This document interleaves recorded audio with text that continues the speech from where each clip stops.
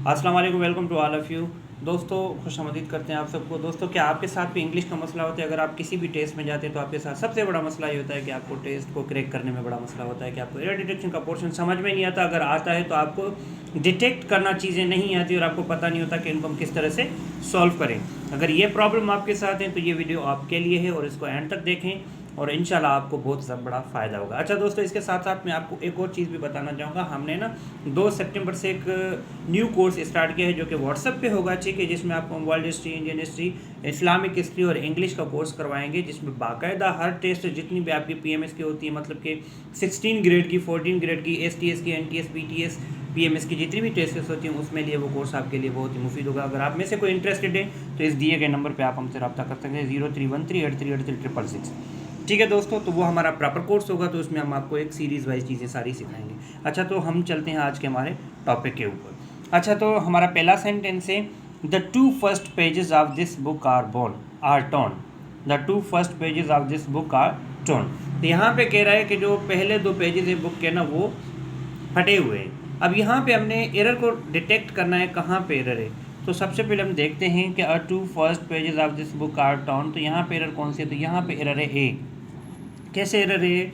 ये जो एक्सप्रेशन है कभी भी इस तरह से नहीं होता। अगर इसको दुरुस्त तरीके से लिखेंगे तो एक्सप्रेशन होता है द फर्स्ट 2, ठीक है, द फर्स्ट 2 पेजेस, इस तरह से the first 2 pages of this book are torn. ये सेंटेंस अब सही होगा क्योंकि ये जो द फर्स्ट 2 है ना, ये एक्सप्रेशन सही है। ये एक्सप्रेशन जो है ना वेग है, ये इस्तेमाल ही नहीं होता। अच्छा, एक और सेंटेंस देखते हैं, जैसे आई यस्टरडे मैट हिम। अब इस सेंटेंस में ये सेंटेंस भी गलत है, हमने गलती को डिटेक्ट करना है। तो यहाँ पे गलती कौन सी है? गलती को देखना है। आई ए गलती है, बी गलती है, सी गलती है, डी गलती है। तो यहाँ पे बी गलती है। क्यों बी गलती है? ये डेफिनेट एडवर्ब ऑफ टाइम है, ठीक है, डेफिनेट एडवर्ब ऑफ टाइम है। तो इसकी जो पोजीशन होती है वो कहाँ पे होती है? या तो इसको हम रखते हैं सब्जेक्ट से पहले, या तो हम इसको रखते हैं ऑब्जेक्ट से, ठीक है, मतलब ऑब्जेक्ट के बाद। जैसे I met him yesterday, I met him yesterday, इसका एक्सप्रेशन इस तरह से बेहतर रहता है क्योंकि यस्टरडे, टुमारो वगैरह वगैरह इनको या तो हम पहले रखते हैं या तो हम लास्ट में रखते हैं, तभी ये जाके सही बनता है। तो यहाँ पे हमारी जो मिस्टेक थी वो कौन सी थी? बी, ये हमारा गलत है। अच्छा, उसके बाद एक और सेंटेंस देखते हैं। हमारा दूसरा सेंटेंस है कि it is nothing else than pride. इसमें गलती कौन सी है? ये जो सेंटेंस भी गलत है, हमने इसमें डिटेक्ट करनी है गलती। कौन सी गलती? यहाँ पे देखें आप, इट गलत है, नहीं जी, ए गलत नहीं। बी गलती है, नहीं। सी गलती है, नहीं। डी गलती है, जी हाँ डी गलती है। क्यों डी गलती है? अब देखें यहाँ पे आपको मैं बता दूँ, ये जो होता है ना एल्स, ठीक है, एल्स के साथ जो हमारा कोरिलेटिव होता है वो होता है बट। तो सेंटेंस क्या बनेगा? It is nothing, it is nothing, ठीक है, एल्स बट प्राइड। ये कुछ भी नहीं, सिर्फ फ़खर, ठीक है, बट प्राइड। तो यहाँ पे आप देखें तो किसकी गलती थी? देन की, क्योंकि एल्स के साथ हम बट लगाते हैं, देन नहीं लगाते, ठीक है।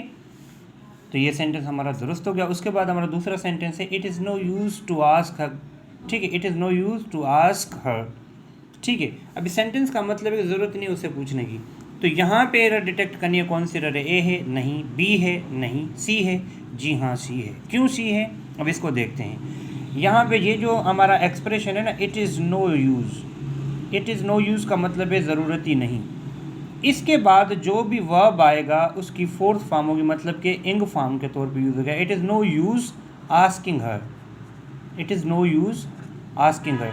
तो आप याद रखें जहाँ पे भी है इट इज़ नो यूज़ आए, उसके बाद जो वर्ब आएगा उसकी फॉर्म क्या होगी? फोर्थ फॉर्म होगी, ठीक है। तो अब ये सेंटेंस दुरुस्त हो गया, आई होप आपको समझ में भी आ गया होगा। उसके बाद दूसरा हमारा वर्ड है she knows to sing and dance. यहाँ पे आप मिस्टेक देखें कौन सी है? ए मिस्टेक है, नहीं। बी मिस्टेक है, जी बिल्कुल बी मिस्टेक है। कैसे? अब देखें यहाँ पे जो हमने नोटिस किया है टू सिंग नहीं होगा। अब देखें वो गाना जानती है, इस तरह से होता नहीं, ठीक है। इसका जो एक्सप्रेशन है वो ये है she knows how to sing, ठीक है, she knows how to sing and dance, sing and dance, ठीक है, सिंग एंड डांस।